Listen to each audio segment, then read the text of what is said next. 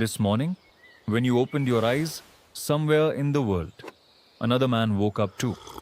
He had a net worth of $2.8 million. But if you passed him on the street, you'd probably assume he was just an ordinary government employee. There's no expensive logo on his t shirt, no luxury watch on his wrist. His car is 7 years old, and his house is so ordinary that a real estate agent might look at it and simply call it average. And yet, if he never worked another day for the rest of his life, his next 3 generations could still live comfortably. The strangest part? Almost nobody in his neighborhood knows, because real wealth doesn't make noise. Debt does. And today's story is about that man. But this isn't really a story about money. It's a story about the tiny decisions that seem so insignificant that nobody pays attention to them. Until one day, those same decisions completely change your life. It's 5:42 in the morning. His eyes open 18 minutes before the alarm is supposed to ring. He doesn't reach for his phone because there's nothing on that phone more important than the morning he's about to have. He opens the window. Cold air flows into the room. He walks into the kitchen and reaches for the same old coffee mug his daughter gave him 11 years ago on Father's Day. That mug probably cost $5, but he's never felt the need to replace it. The coffee machine turns on with the same familiar sound it has made every morning for the past 9 years. To him, luxury doesn't mean constantly buying new things. Luxury means having a life where you don't need to keep buying something new just to feel better about yourself. While the coffee brews, he opens his laptop. Just for a minute. On the screen is his net worth. $2,843,617. He doesn't even smile. Because to him, it's just a number. He knows the market could go up today. It could go down. But he isn't going to do anything. Because he learned a long time ago that the most expensive decisions are often made when people panic. And sometimes, the greatest wealth is built by doing nothing. He closes the laptop. He won't check his investments again for the rest of the day. That's his real advantage. Most people work hard to make money. He taught his money how to work for him. But this story didn't start here. To understand it, we have to go back 27 years. Back to a time when he had just $312 in his bank account. Back when he believed wealthy people belonged to a completely different world.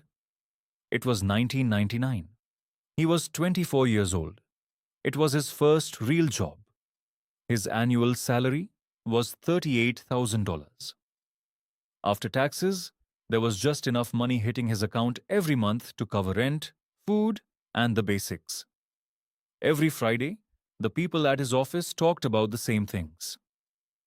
If I get promoted next year, I'm buying a new car.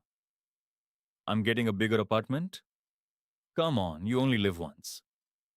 He stayed quiet because he wanted those things too. A new car, designer clothes, a nice watch.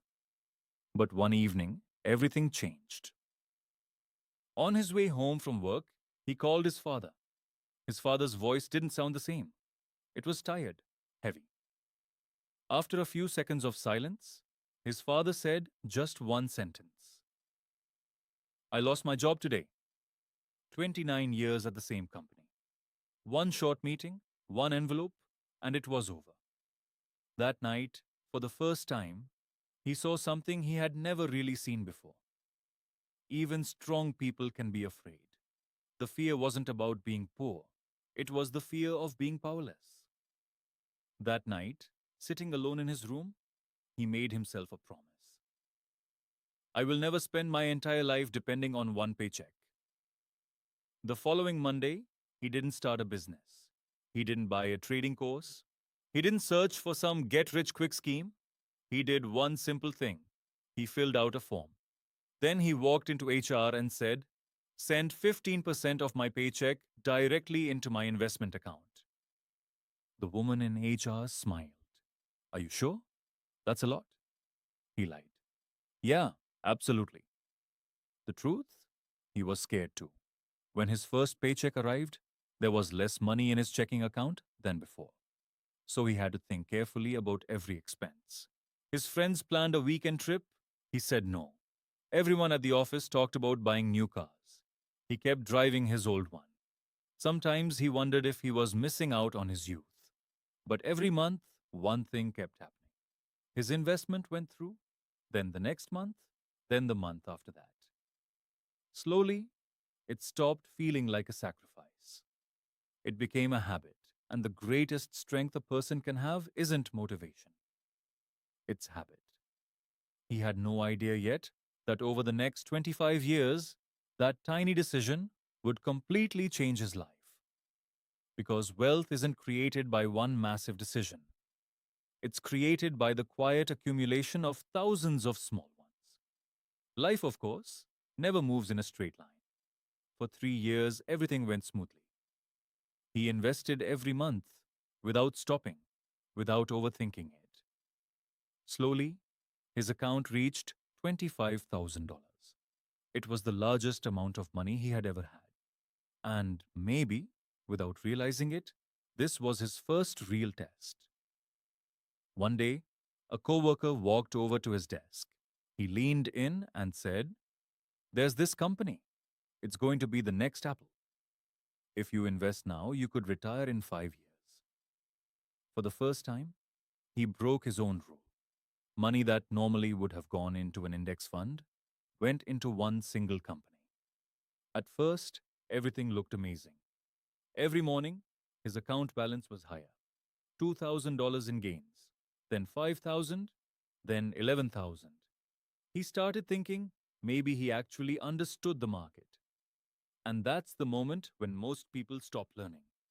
Because a little bit of luck can make you feel much smarter than you really are. Then came one Tuesday. There was no huge warning, no dramatic announcement. The market simply opened. And within a few hours, that company's stock had dropped 48%. The following week, it was down 70%. 2 months later, it was almost worthless. Years of savings had been cut nearly in half. That night, he couldn't sleep. The money hurt. But what hurt more was knowing he had broken his own rule. A few days later, he pulled out an old investment journal. On the first page, he had written one sentence when he was 24. "I'm not going to try to get rich. I'm going to try to make fewer mistakes." He stared at that sentence for a long time. Then that night, he made a new decision. No more hot stocks, no more secret tips, no more get-rich-quick dreams. Just index funds every month. No matter what. If the market went up, he would keep buying. If the market crashed, he would keep buying. If the entire world screamed, "Sell everything," he would still keep buying. He didn't know people would eventually call this discipline. To him, it was simply a promise. The same promise he had made on the night his father lost his job. That was when he stopped learning how to simply make money. He learned how to stay calm around money. And often, the calmest people are the ones who become the wealthiest. A few years passed. His salary started climbing. $38,000 became $55,000. Then $72,000. Eventually, he reached six figures, and every time he got a promotion, he saw the same thing happening around the office. New cars, bigger houses, expensive clothes, overseas vacations. It was almost as if every raise came with a pre-planned expense waiting to consume it. But he created a different rule. Every time his income increased, he allowed himself to spend only half of the raise. The other half went straight into investments. At first, it seemed like a tiny decision. But 15 years later, that small decision became one of the most valuable choices he had ever made. Around the same time, he met a woman. By their third date, they weren't talking about movies or vacations. They were talking about money. She told him, "I have $8,000 in savings, and every month I invest part of my income." He smiled. because for the first time he felt like the person sitting across from him wasn't just imagining a future with him. She was actually building one. After they got married, they created a strange little rule. On the first Sunday of every month, they would sit down for just 30 minutes. 2 cups of coffee, one notebook, and every number on the table. No lies, no hidden purchases, no blaming each other.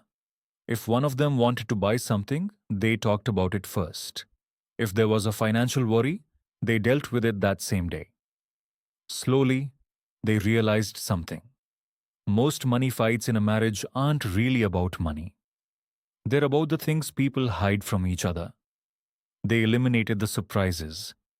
And with them, most of the arguments disappeared too.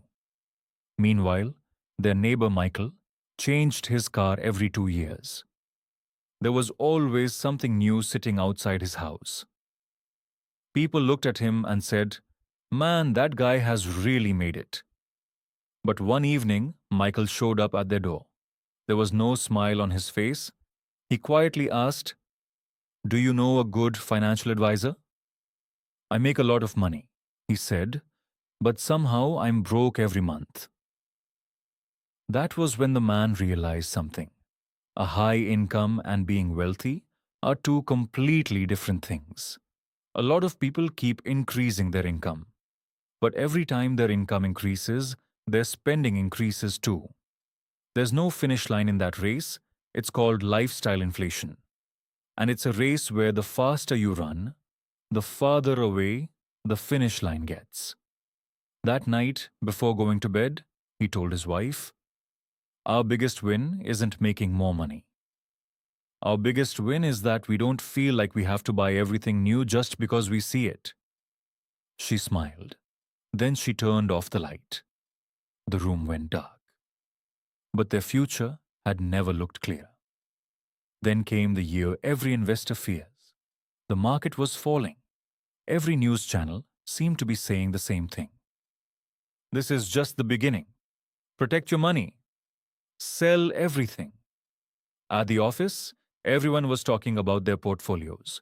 Some people sold half their investments, others pulled everything out. One coworker asked him, "How much did you sell?" He stayed quiet for a few seconds, then smiled. "Nothing. In fact, I bought more this morning." The coworker laughed. He thought the man had completely lost it. But the man understood something by then. When good products go on sale, people rush to buy them. But when the stock market goes on sale, people panic and run away. He didn't buy the fear. He bought time.